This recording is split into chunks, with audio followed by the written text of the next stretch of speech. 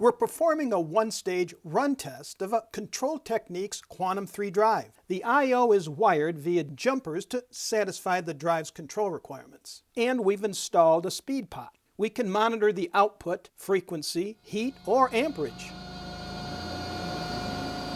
Functionality is verified. The drive can now go to stage 2, dyno full load testing.